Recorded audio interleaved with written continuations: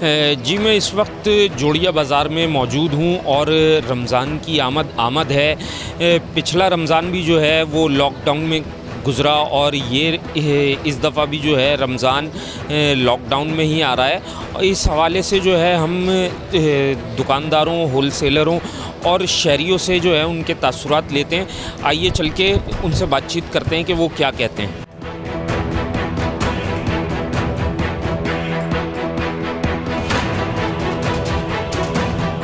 अस्सलाम वालेकुम सर।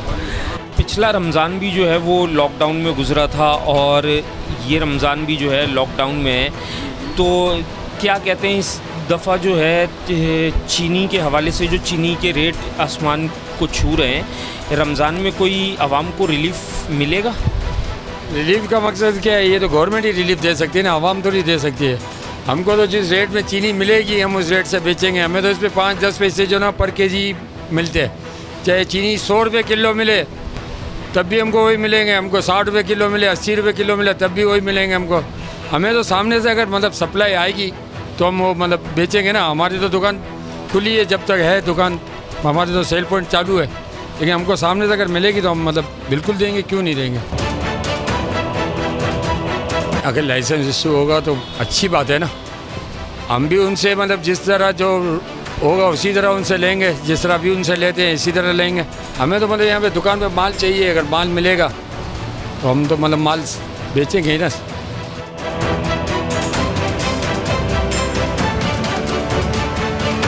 चीनी की कीमत आसमान पे पहुंची हुई थी, क्या समझते हैं आपके हुकूमत कुछ कम करेगी चीनी पे?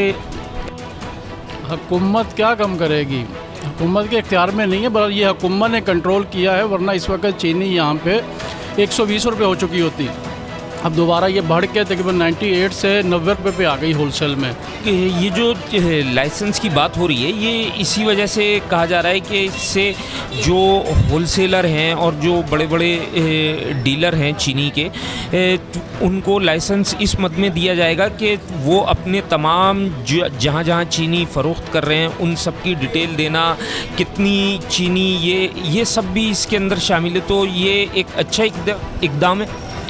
यार इसके बारे में मुझे ज़्यादा डिटेल से पता तो नहीं है। बहरहाल ये जो अच्छा स्टेप है इनके गवर्नमेंट का कि इनके अगर लाइसेंस इशू हो जाते हैं कि मिल से माल आता है, किसके पास आता है, जिसके पास आता है वो किसको बेचता है, सारा रिकॉर्ड में होगा तो अच्छी बात है ये। वैसे तो ये आउटसाइडर लेके इनके गोदामों में डंप कर देते हैं तो उनके वो मार्केट को बढ़ा देते हैं, तो ये नहीं ख़त्म हो जाएगी। ये तो अच्छी चीज़ है, अगर इस तरह हो जाता है तो बहुत अच्छा है।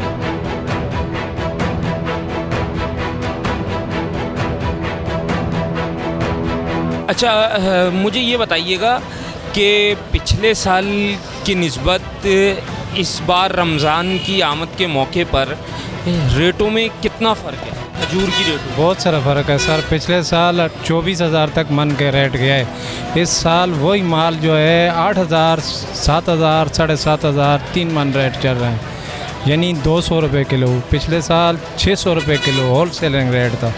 इस साल होलसेल पे 200 रुपये किलो आपको मन के रेट में पड़ेगा, यानी 8,000 रुपये।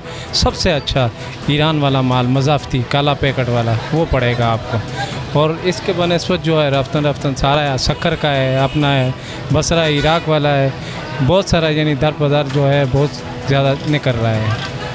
तो लिहाजा इस साल में जो है ज़्यादा लोग शौक़ से काला माल ज़्यादा ख़रीद रहे हैं। पिछले साल शक्कर वाला था वो ज़्यादा निकल रहा था। इस साल बहुत ज़्यादा जो है काला माल, पैकेट वाला माल, दूसरा सादा मदाफ़ती तमाम इसकी ज़्यादा वो है, रश है। अब जो है गाड़ी जो है बस आधा घंटा 2 घंटे नहीं रुकती, बस खाली हो जा रहा है, यानी इतना ज़ोर शौक़ से काला माल रहने कर रहा है।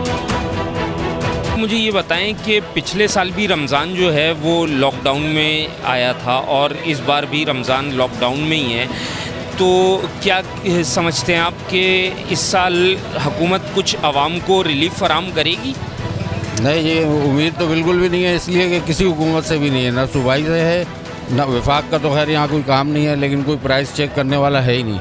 हर चीज़ की कीमत दुकानदार की मर्ज़ी पर है।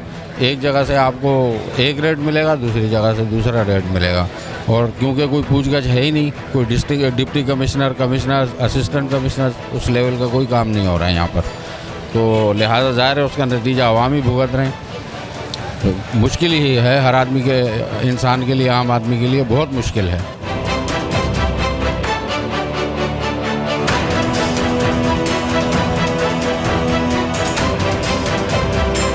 हुकूमत आवाम को इस साल कोई रिलीफ फराहम करेगी, कोई स्पेशल पैकेज देगी? होना तो चाहिए। जैसे आपने कहा कि रमज़ान मुबारक है और ज़ाहिर है कोविड की वजह से काफ़ी लोग परेशान हैं। पिछले साल से लोगों की जो है वो परचेज़ पावर काफ़ी कम हो गई है, महंगाई है और काम भी नहीं है लोगों का। तो मेरे ख़्याल में हुकूमत को चाहिए कि उनको कोई रिलीफ दिया जाए कि लोग जो है वो रमज़ान अच्छे तरीके से गुजार सके अपने इफ्तार में, और ये एक मुबारक महीना है, उनके लिए रिलीफ तो होना चाहिए। दोस्त ये बताएं कि क्या इस साल कोई स्पेशल पैकेज हुकूमत जो है आवाम को देगी? क्योंकि पिछले साल भी रमज़ान लॉकडाउन में गुजरा था और इस साल भी जो है रमज़ान लॉकडाउन के ही अंदर आया है।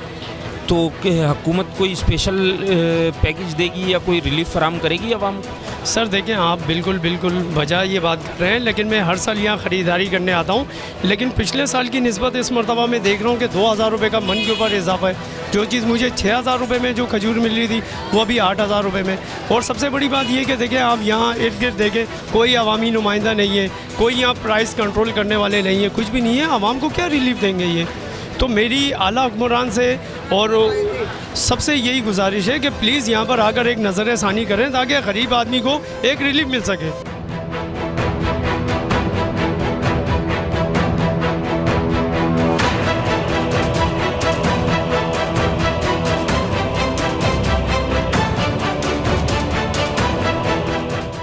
जी बिल्कुल, आवाम का यही कहना है कि हुकूमत की जानिब से जो है इस बार भी शहरियों को या आवाम को जो है कोई रिलीफ फराहम नहीं किया जाएगा। पिछले साल भी जो है लॉकडाउन के अंदर गुज़रा और इस साल भी रमज़ान जो है वो लॉकडाउन के अंदर ही गुज़रेगा और आवाम को किसी भी किस्म का यहाँ पर कोई रिलीफ फराहम नहीं किया जाएगा। महंगाई के हवाले से शहरियों का कहना है कि महंगाई दिन ब दिन जो है वो बढ़ती जा रही है। कैमरामैन उमर के साथ अज़हर ज़ैदी, सच्चल न्यूज़, कराची।